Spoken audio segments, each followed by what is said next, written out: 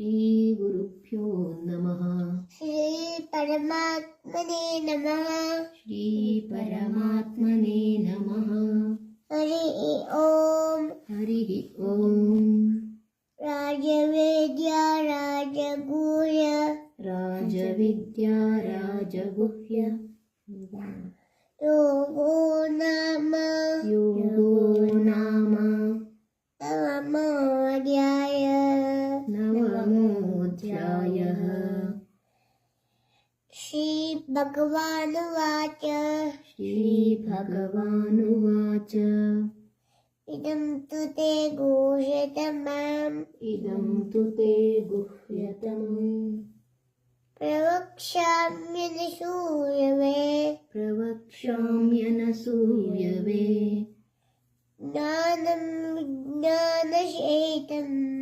ज्ञानं विज्ञानसहितं ये ज्ञात्वा यज्ञात्वा मोक्षसे शुभात्। राजविद्या राजगुह्यम् पवित्रमिदमुत्तमम्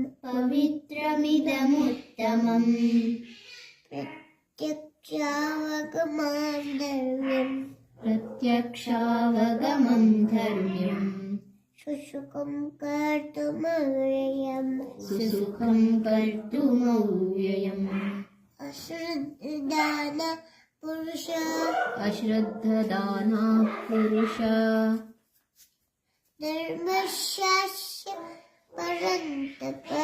धर्मस्यास्य परन्तप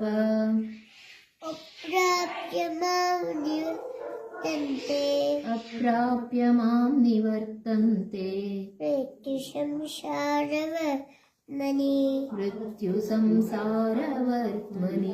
मया ततमिदं सर्वम् जगदव्यक्तमूर्तिना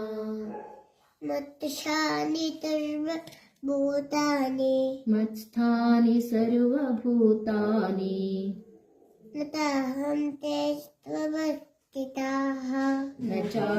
तेष्वस्थितः न च मत्स्थानि भूतानि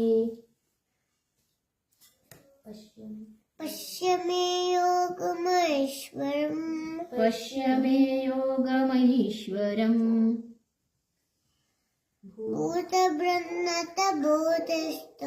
भूतभृन्न च भूतस्थो ममात्मा भूतभावनः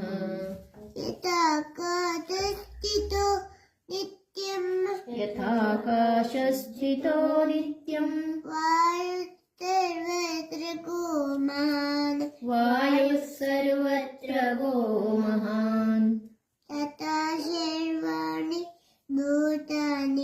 तथा सर्वाणि भूतानि मत्स्थानीत्युपधारय न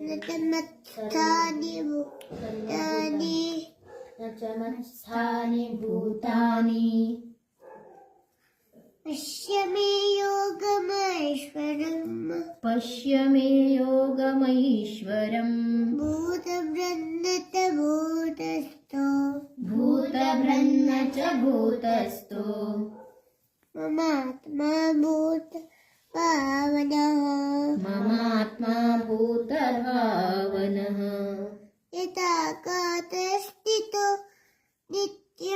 यथाकाशस्थितो नित्यम् वायुः सर्वत्र गो महान्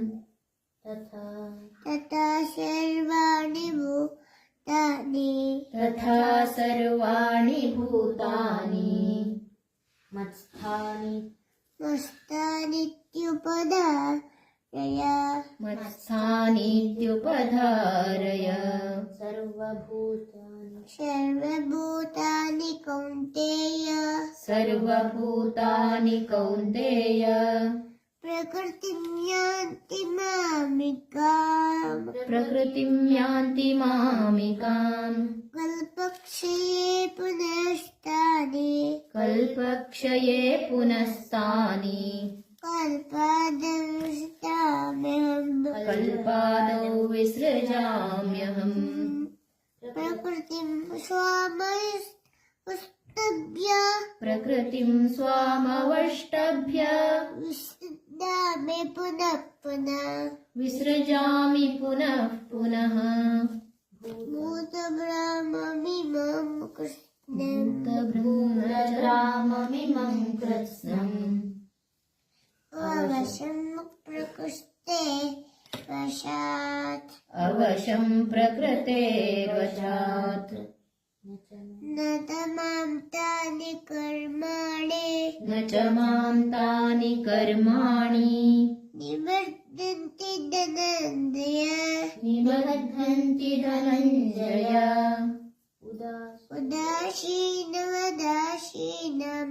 उदासीनवदासीनम् अतक्तेन्तु कर्मसु असक्तं तेषु कर्मसु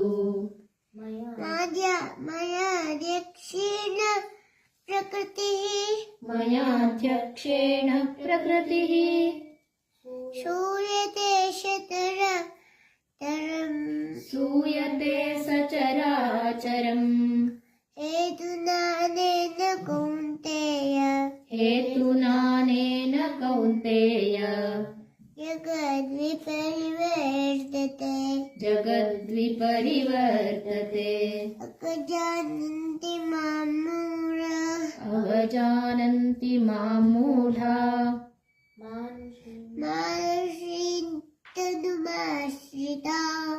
मानुषीं तनुमाश्रिताः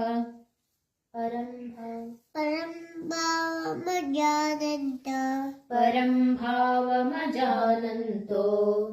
मम भूतमहेश्वरम्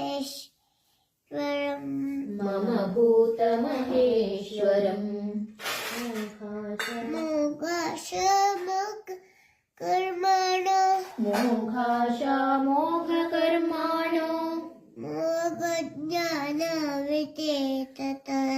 मोघज्ञानाविचेतसः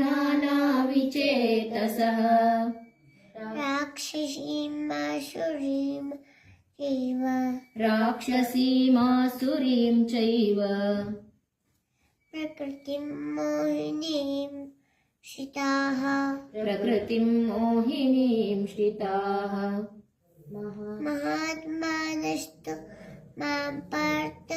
महात्मानस्तु मां पार्थ दैवीं प्रकृतिमाश्रिताः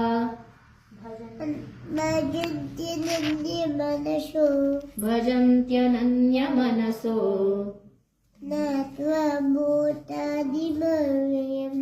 ज्ञात्वा भूतादिमव्ययम्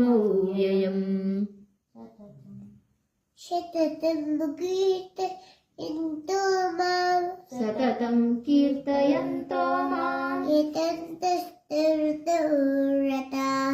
यतन्तश्च दृढौ रताः नमस्यन्त्यश्च मां भक्त्या नमस्यन्तश्च मां भक्त्या नित्ययुक्ता उपासते ज्ञानयज्ञेन चाप्यन्ये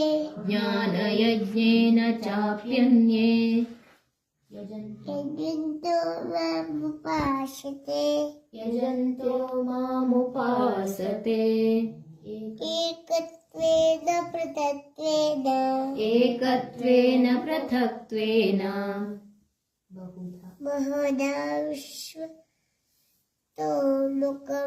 बहुधा विश्वतोमुखम्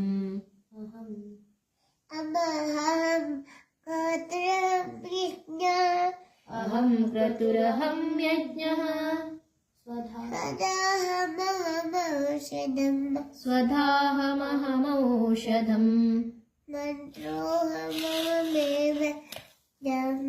मन्त्रोऽहमहमेवाज्यम् अहमग्निरहं हुतम्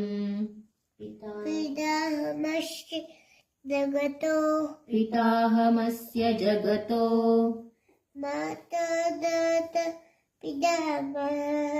माता धाता पितामहः वेद्यं पवित्रमोङ्कार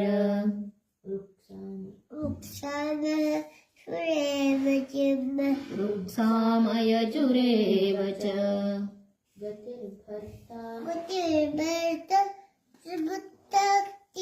गतिर्भर्ता प्रभुः साक्षी निवासः शरणं सुहृत्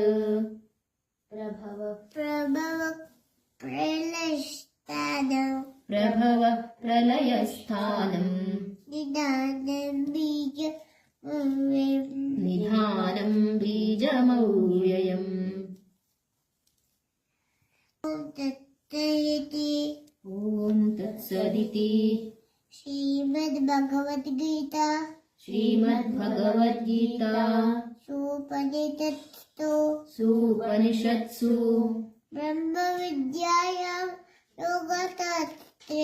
ब्रह्मविद्यायां योगशास्त्रे श्रीकृष्णार्जुनसंवादे राजविद्या राजगुह्ययोगो नाम नवमोऽध्यायः।